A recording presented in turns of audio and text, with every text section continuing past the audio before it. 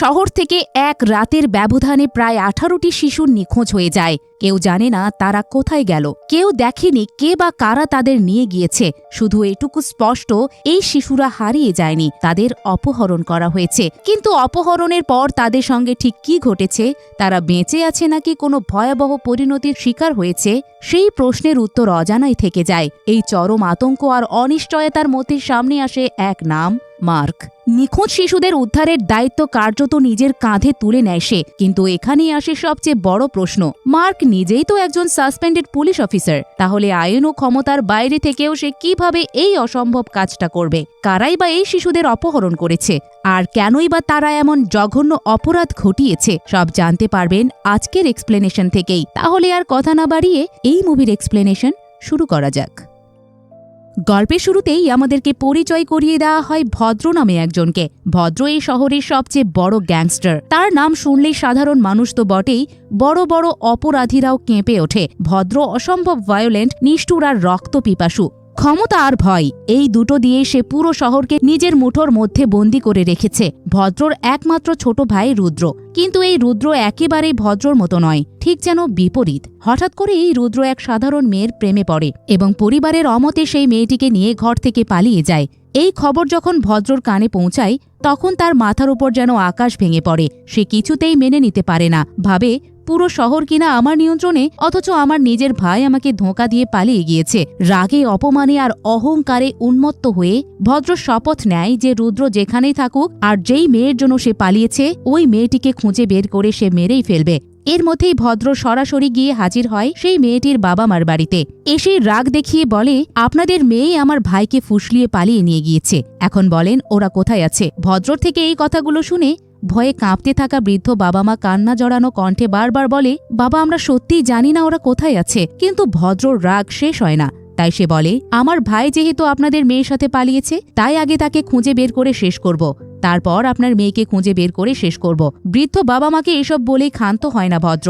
এই বলে কোনো দ্বিধা ছাড়াই ভদ্র সেই নিরীহ বৃদ্ধ দম্পতিকে নৃশংসভাবে মেরে ফেলে। একদিকে ভদ্র ভাই পালানোর রাগে পাগলের মতো শহর চষে বেড়াচ্ছে, আর ঠিক তখনই সিন শিফট করে আমাদের নিয়ে যাওয়া হয় একটা স্থানীয় পুলিশ স্টেশনে। সেখানে ইন্সপেক্টর ফোন করে কনস্টেবলকে নির্দেশ দেয়, পুরো থানা অ্যালার্টে রাখো, আমরা স্টিফেনের কয়েক কেজি ড্রাগস আর তার লোকদের ধরে ফেলেছি, এখনই তাদের নিয়ে থানায় আসছি। এই কথা শুনে কনস্টেবল ভয়ে একেবারে সাদা হয়ে যায়। সে আতঙ্কিত কণ্ঠে বলে, কি স্টিফেনের মাল ধরেছেন?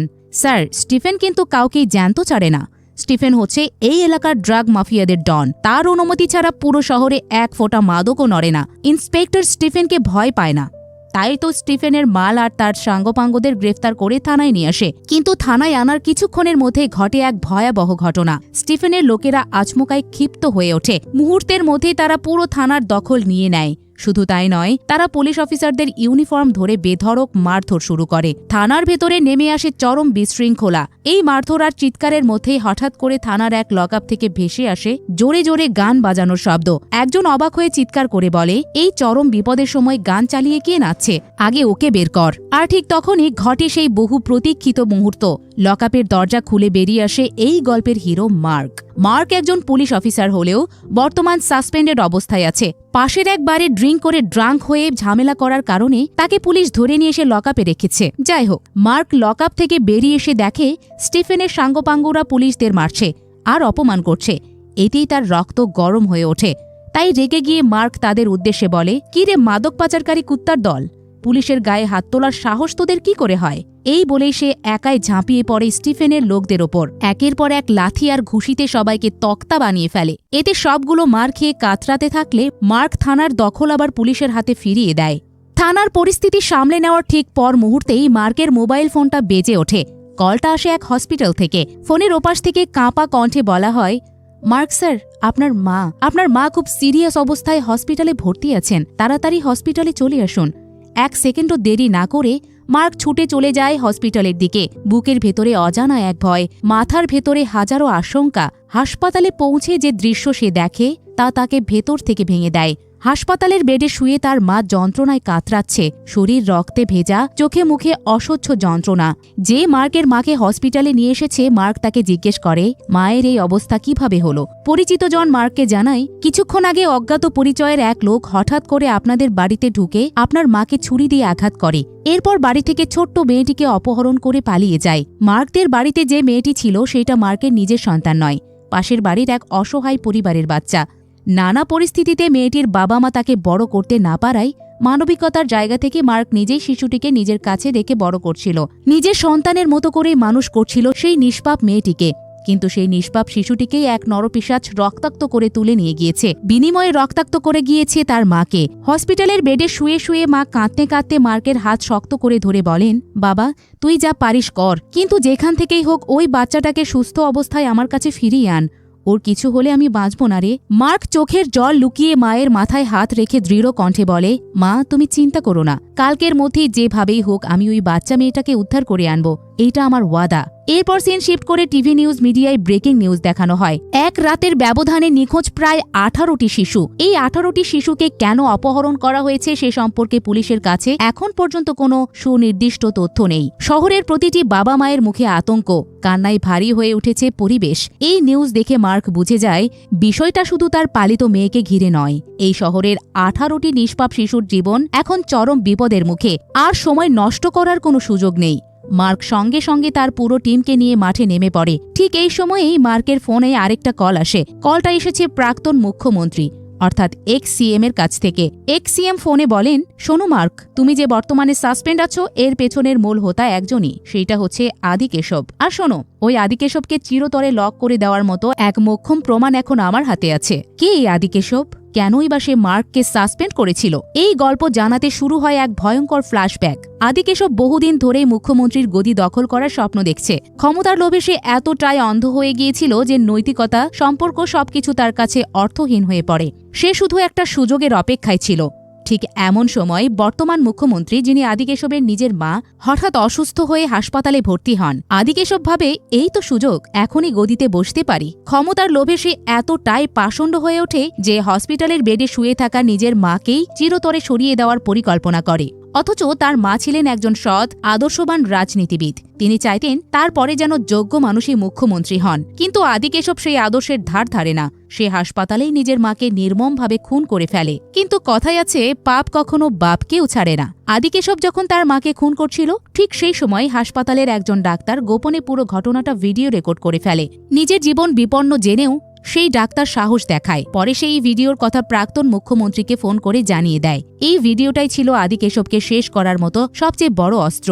এক্স সিএম মার্ককে ফোন করে আর তাকে জানায় তার সাসপেন্ডের পেছনে রয়েছে আদি কেশবের হাত। সেই সাথে হাসপাতালে আদি কেশব যে নিজে হাতে মাকে মেরেছে সেই ভিডিওর কথা উল্লেখ করে। এই পর্যায়ে আরও এক ভয়ঙ্কর সত্য আমাদের সামনে চলে আসে। আদি কেশব একা কোনো অপরাধী নয়, তারা 3 ভাইও এর সাথে জড়িত।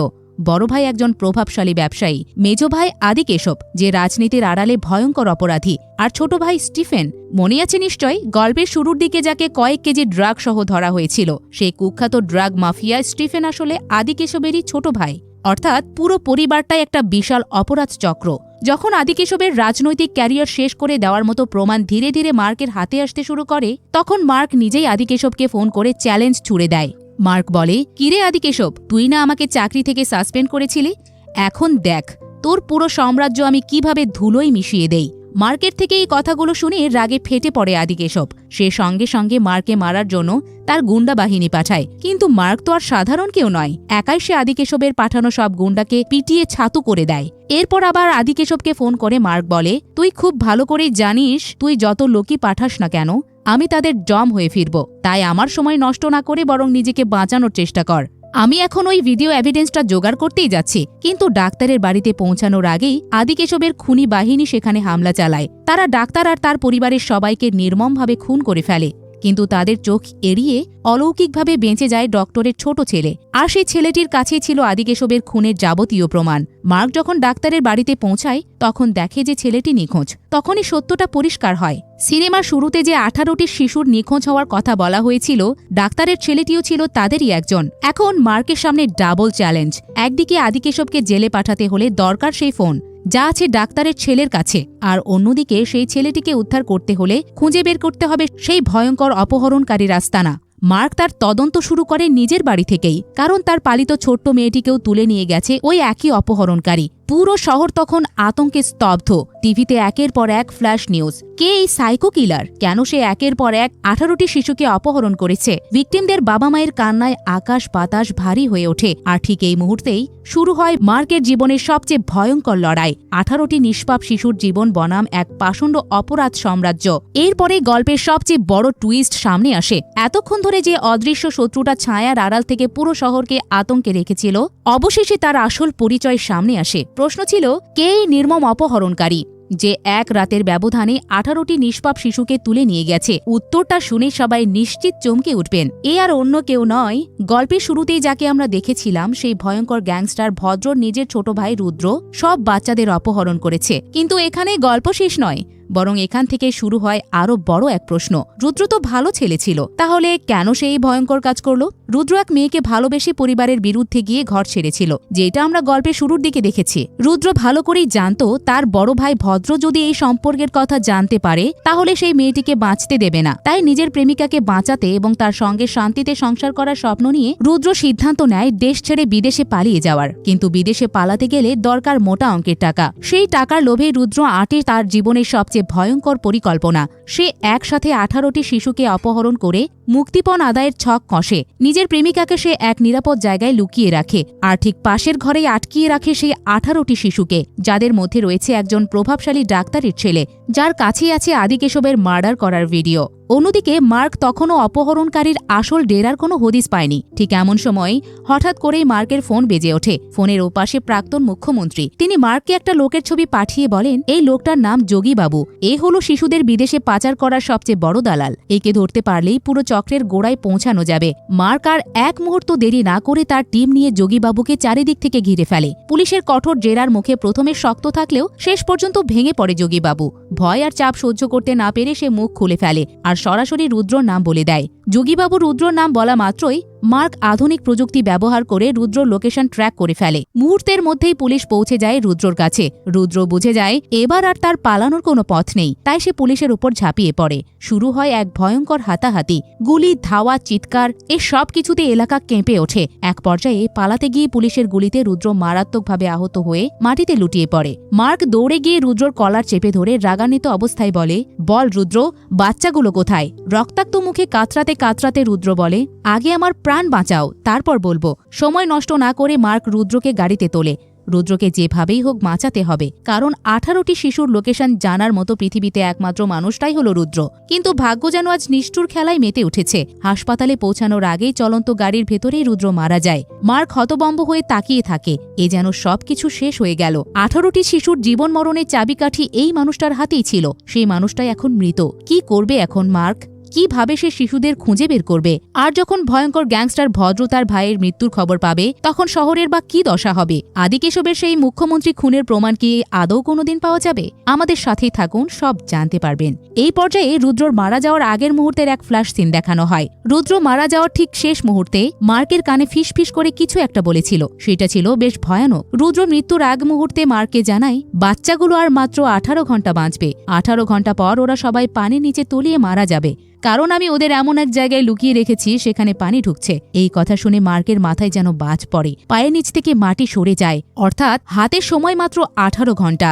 18টি নির্দোষ প্রাণ বাঁচানোর জন্য শুরু হয় এক ভয়ঙ্কর কাউন্টডাউন। কিন্তু এখানে শেষ নয়। মৃত্যুর আগে রুদ্র আরও একটা ভয়ানক চাল চেলে দেয়। সে তার ভাই ভদ্রকে ফোন করে নিজের লোকেশন পাঠিয়ে বলে, ভাইয়া, মার্ক নামের এক পুলিশ আমাকে তাড়া করছে, তুমি তাড়াতাড়ি এসে আমাকে বাঁচাও। ভদ্র পাগলের মতো ছুটে আসে সেই জায়গায়, কিন্তু সেখানে এসে কাউকে খুঁজে পায় না, কারণ তার আগেই মার্ক রুদ্রর লাশ নিয়ে সেখান থেকে সরে গিয়েছে। এই পর্যায়ে আরও এক টুইস্ট সামনে আসে। রুদ্রকে প্ল্যান করে গুলি করে মেরে ফেলা হয়েছে, আর এটা মার্ক মারেনি। মার্কের টিমের মধ্যে ছিল এক ঘরের শত্রু, এক বিভীষণ। আদিকেশব নিজের অপরাধ ঢাকতে মার্কের টিমে একজন স্পাই ঢুকিয়েছিল।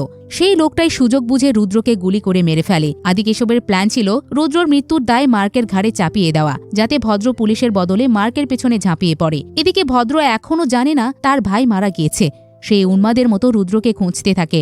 ভদ্র এমন একজন মানুষ যে ভাইয়ের কিছু হলে পুরো শহর আগুনে জ্বালিয়ে দিতে পারে। অন্যদিকে সময়ের সঙ্গে পাল্লা দিয়ে মার্ক খুঁজে চলেছে সেই ভয়ঙ্কর জায়গা যেখানে 18টি শিশুকে আটকিয়ে রাখা হয়েছে। এরপরেই আমাদের দেখানো হয় এক অন্ধকার স্যাঁতস্যাঁতে কুঠুরি, একটা পরিত্যক্ত গোডাউনের ভেতরে শিশুগুলো কান্নায় ভেঙে পড়েছে, ভয় আর আতঙ্কে একে অপরকে জড়িয়ে ধরে আছে। রুদ্র মরার আগে পাশের ড্যামের একটা গেট খুলে দিয়েছিল। সেই গেট দিয়ে ধীরে ধীরে গোডাউনের ভিতরে পানি ঢুকছে। পানির স্তর প্রতি মুহূর্তে বাড়ছে, আর কিছু ঘন্টার মধ্যেই পুরো গোডাউন পানিতে ডুবে যাবে। আর এতেই একে একে দম আটকে মারা যাবে 18টি নিষ্পাপ শিশু। সময় দ্রুত ফুরিয়ে আসছে। এখন প্রশ্ন একটাই, মার্ক কি পারবে সময়ের আগে সেখানে পৌঁছাতে, নাকি শহর সাক্ষী থাকবে ইতিহাসের সবচেয়ে ভয়ঙ্কর ট্র্যাজেডির? সিন শিফট করে আদিকেশবের দিকে নিয়ে যাওয়া হলে দেখা যায় সে তার জীবনের সবচেয়ে নৃশংস ভয়ঙ্কর চালটি চালছে। আদিকেশব ঠান্ডা মাথায় গ্যাংস্টার ভদ্রকে ফোন করে বলে, ভদ্র, তুমি যার জন্য এতদিন অপেক্ষা করছো সেই রুদ্র আর এই দুনিয়ায় নেই। তোমার ছোট ভাইকে খুন করেছে মার্ক নামের ওই পুলিশ অফিসার। এই কথাগুলো আদিকেশব এমনভাবে বলে যেন সে নিজের হাতে আগুন ধরিয়ে দিল এক ভয়ঙ্কর বিস্ফোরণের। সে ভালো করেই জানত